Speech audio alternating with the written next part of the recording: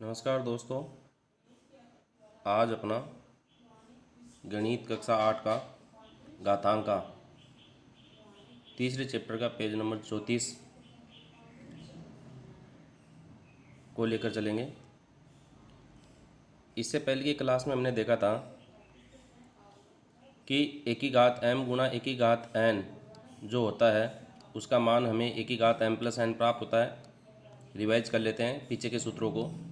एक की घात m और कोष्टक फिर घात n है तो घातें आपस में गुणा हो गई थी, तो एक ही घात m गुणा n प्राप्त हुआ।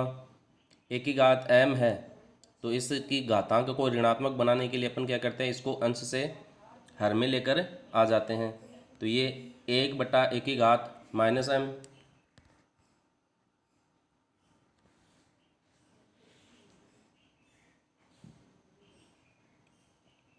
एक बटा एक की घात माइनस m प्राप्त हुआ।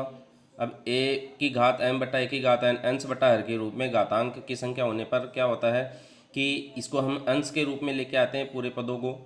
तो नीचे से हर से जो एक की घात n है उसको अपन अंश में लेकर आ जाते हैं। तो हमने देखा था कि जो n धनात्मक है उसकी घात ऊपर आकर ऋणात्मक हो जाती है, आधार समान होने पे घातें जुड़ जाती है। अब चूंकि n ऋणात्मक है तो वो m माइनस n के रूप में आ जाती है। इसका हमने पीछे देखा था पूरा। अब a बट्टा बी अंश बटा हर के रूप में है और उन पे केवल एक ही घात लगी हुई है m, तो ये हो गया अपना जो घात है वो अंश और हर पर दोनों पर अलग अलग लग जाती है। तो एक ही घात m बटा b की घात m। अब एक नई चीज़ यहाँ पर अपन देखेंगे, इसको बाद में लेके चलते एक बार। इससे पहले हमने देखा था कि माइनस एक की घात सम है, तो घात सम है और माइनस एक है तो उसका मान प्लस एक प्राप्त होता है। और माइनस एक या ऋणात्मक जो संख्या है उसकी घात जो विषम प्राप्त होती है तो उसका मान सदैव ऋणात्मक अपने को मिलेगा। अब संख्या जो भी होगी और घात जो भी होगी उसको हल करने पर संख्या का मान आ जाएगा, लेकिन उसका जो चिन्ह है विषम घात होने पर ऋणात्मक प्राप्त होता है और संख्या का चिन्ह सम घात होने पर धनात्मक प्राप्त होता है। अब नई चीज़ देखिएगा ये है कि a बटा बी है, ये अंश बटा हर के रूप में एक पद लिखा हुआ है a बटा बी। फिर एक बट्टा और है, यानी कि बट्टे के नीचे बट्टा आ गया है। तो बट्टे के नीचे बट्टा आ जाता है, ये एक बट्टा फिर ये दूसरा बट्टा, ये मेन बट्टा है। इसको हमेशा आपको क्या है, जब भी आप कोई बट्टे के नीचे बट्टा लिखो तो उसमें हमेशा याद रखने की बात है उनको दोनों को कभी भी बराबर मत लिखो। तो इससे क्या होता है, जो गणित के स्टूडेंट नहीं रहे हुए हैं, साइंस वर्ग से जो बिलोंग नहीं करते हैं, उनको इन चीज़ों को समझने में थोड़ी दिक्कत हो सकती है। अब इसमें क्या है, ये a बटा बी है, b बटा x है या x बटा वाई है, a बटा b है या x बटा वाई है।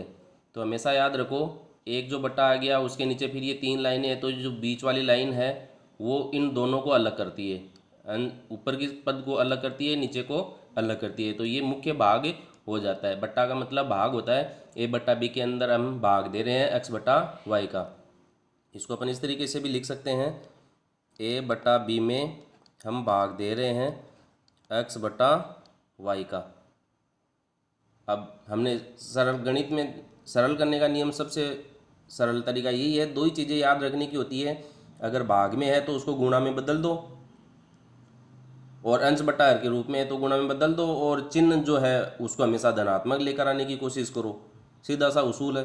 अब ये भाग में आ गई तो इसको अपन गुणा में बदलेंगे, तो गुणा में बदलने के लिए क्या होता है, जो मुख्य बट्टा है उसके नीचे जो बट्टा होता है उसका मान पलट जाता है। जो x बट्टा वाई है वो अंश में आकर हर बटा अंश के रूप में हो जाता है, तो हर ऊपर चला जाएगा अंश में और अंश नीचे आ जाता है हर में, y बटा x। अब देखिएगा एक नया चीज़ अपन यहाँ पर देखते हैं, एक की घात 0 बराबर 1 है, यानी कि आधार पर घात शून्य है तो उसका मान 1 होता है। ये जनरल सूत्र है घातांक का, बहुत ही महत्वपूर्ण है, सीधा सीधा भी पूछ लिया जाता है। तो इसको अपन देखते हैं कि ये एक की घात 0 होने पर एक मान कैसे प्राप्त होता है। कैसे होता है, ये आधार पर घात 0 है तो उसका मान 1 कैसे होता है। इसको अपन इस तरीके से कह सकते हैं, किसी संख्या पर घात 0 होने पर उसका हल 1 प्राप्त होता है, ये हमें पता है, लेकिन अब देखना है कि ये होता कैसे है। अब देखिए हम एक उदाहरण लेकर चलते हैं, 5 की घात 4 में भाग दे रहे हैं 5 की घात 4 का, ठीक है। तो इसमें भाग दे रहे तो अपन इसको इस तरीके से लिख सकते हैं 5 की घात 4 बटा 5 की घात 4। तो 5 की घात 4 का मतलब हो गया 5 गुणा 5 गुणा 5 गुणा 5।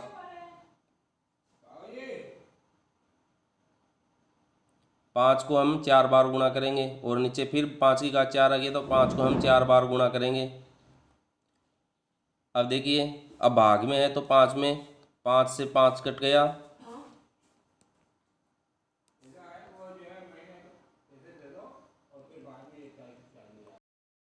फिर 5 से 5 कट गया, फिर 5 से 5 कट गया और फिर 5 से 5 कट गया। अब यहाँ पर क्या बच गया? केवल 1 बचा है। देखिएगा, 5 की घात 4 बटा 5 की घात 4 का मतलब केवल 1 बच गया। 1 की घात m बटा 1 की घात n बराबर 1 की घात m माइनस n से इसको अपन हल करके देखते हैं। तो 1 की घात m माइनस n से देखो क्या होगा, आधार दोनों में समान है तो हमने देखा था। यहाँ पर देखिएगा 1 की घात m बटा 1 की घात n का मतलब 1 की घात m माइनस n।